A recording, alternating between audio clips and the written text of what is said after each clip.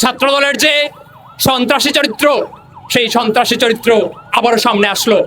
বন্ধুগণ, এই গত কয়েক মাসের অবস্থা যদি দেখেন, দেশের অবস্থা যদি দেখেন, দেশের জনগণ ভালো নেই।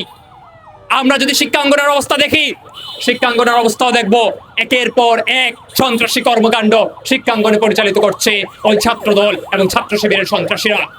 আমরা বলতে চাই, শিক্ষাঙ্গনকে সন্ত্রাসের জায়গা তৈরি করা যাবে না।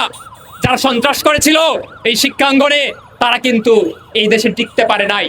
ফলত শিক্ষাঙ্গনের জায়গায় রাখুন, সন্ত্রাসের ক্ষেত্র করার চেষ্টা করবেন না। কর্মীরা এখানে দাঁড়িয়ে দাঁড়িয়ে এই বিশ্ববিদ্যালয়ের নারী শিক্ষার্থীদের উদ্দেশ্যে কটূক্তি করছিল।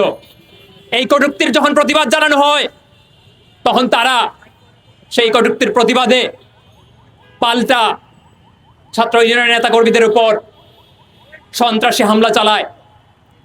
এই যে চিত্র, শিক্ষাঙ্গনে নারীদের উপর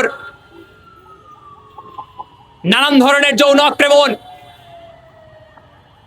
কটূক্তি কিংবা হামলা, এই চিত্র কিন্তু শুধু একটা ঘটনা না, বিভিন্ন সময়ই বিশ্ববিদ্যালয় অঙ্গনে এই ঘটনা ঘটে যাচ্ছে। আমরা আজকে সমাবেশ থেকে বলতে চাই, শিক্ষাঙ্গনকে নারীদের জন্য নিরাপদ গড়ে তুলতে হবে। একই সাথে গতকাল যে ঘটনা ঘটলো, এই ঘটনার মাধ্যমে